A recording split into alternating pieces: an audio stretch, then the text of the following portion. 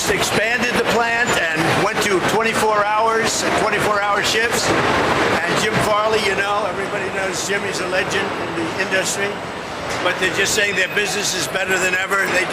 They're doing 24 hours, Jim, now, 6 days a week. round the clock. And they do expansions, and they're building more plants in the United States because of tariffs. And Jim said, and Bill very strongly confirmed, they've never seen anything like it.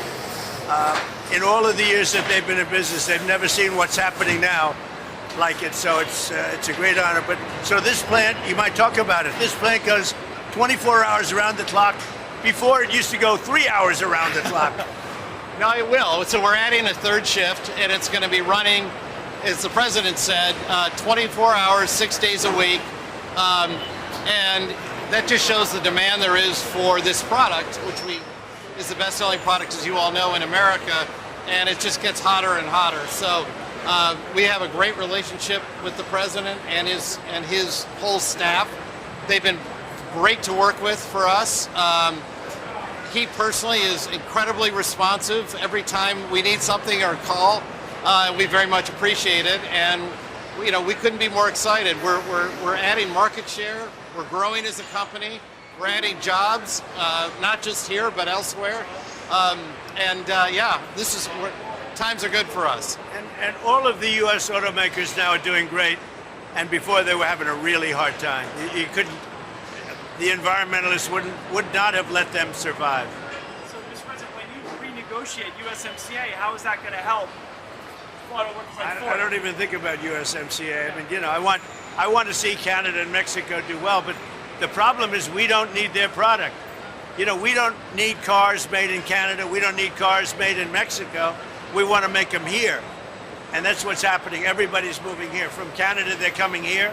From Mexico, from Japan, from Germany, from all over the world. They're coming here. They're opening up their plants. Bill is lucky because he's had a lot here, but when he doesn't have it here, he's moving here. They're doing big expansions for it. But they're all doing great. The car industry is exciting, and to be honest with you, Bill, every industry is exciting. Yeah. Just like this. Well, we need to rebuild our industrial base, and that's been a priority of yours. And we're adding a combustion vehicle, a combustion truck, affordable one in Tennessee to the president's note. That's what these policies are doing for Ford. We're going to actually expand one of our existing plants and make a different kind of truck there. The tariffs? Yeah. Tariffs? Yes, and the EPA, the relief of the tariffs and the relief I gave them from the most ridiculous standards. We had put 3 computers on a car in order to save about this much gasoline from a glass. It was crazy, but very proud of them. And Ford has really been a leader. They've done a great job, but all of them. General Motors is doing really well. Stellantis is doing really well. We're really happy about it. I just wanted to build their product in the USA. You don't think you're going to renegotiate USMCA? Well, I can. It expires very shortly, and we could have it or not. It wouldn't matter to me. I think they want it. I don't really care about it. So it might go away. So you're talking about getting rid of USMCA. No real advantage to us. It's irrelevant to me. Canada would love it. Canada wants it. They need it. Because we don't need Canada product. That's the thing. You know, I want to be a nice person, but we don't need. I want to build the cars here, not in Canada. We used to build cars in Canada. Now, the Canada cars, the Canadians are moving here to build cars. Same thing with Mexico. Same thing with Japan. Japan's paid us billions and billions of dollars for the privilege of making cars here and selling cars. What about the raw materials? Auto manufacturing.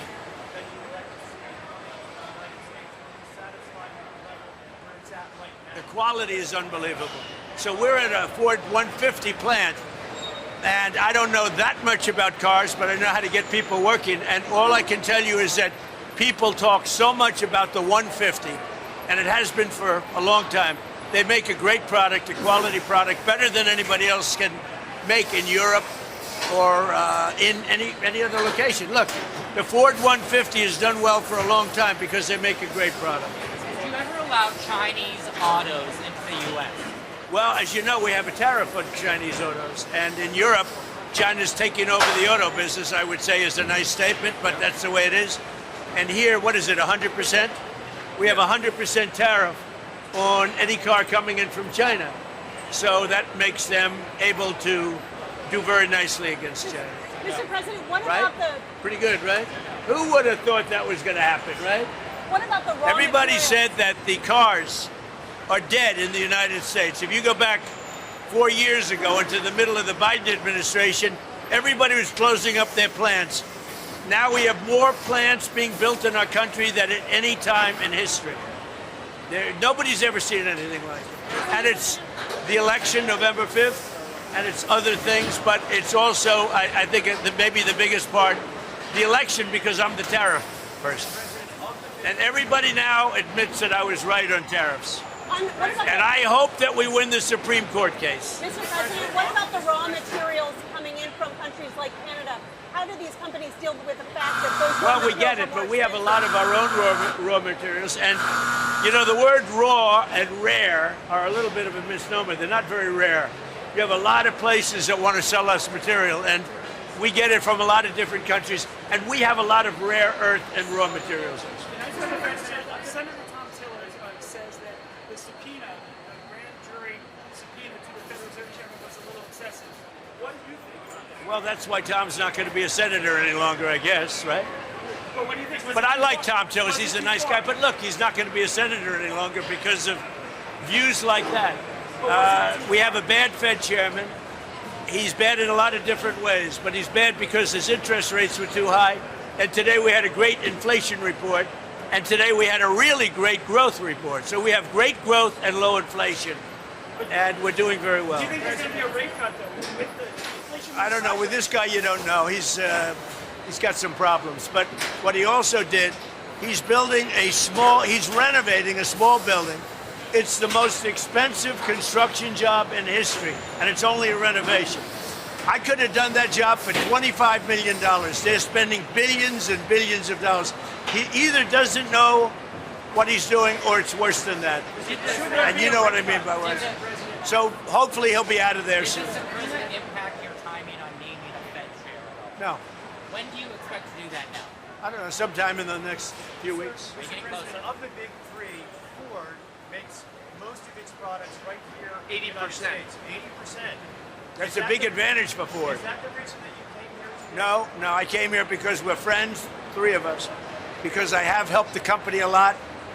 I mean, as an example, trucks. I put a 25% tariff on trucks coming into the United States, and their truck business went through the roof. You said to Iran this morning that help is on the way for protesters. What did you mean by that? What kind of help? You're going to have to figure that one out. I'm sorry. How many people have been killed in Iran? Nobody's been able to give me an accurate number. I have heard numbers from everything's a lot. One is a lot. But I've heard numbers much lower, and I've heard numbers much higher. We'll be knowing. We're probably going to find out over the next 24 hours. highest number I think it's a ever. lot. In your first term, It's too many, whatever. your first term, the price of oil averaged around $53 a barrel. Is that the target for you for this term? I'd love to see that. Yeah. I mean, we're at 68. We're at 58 now. I'd like to see 53. Thank you very much.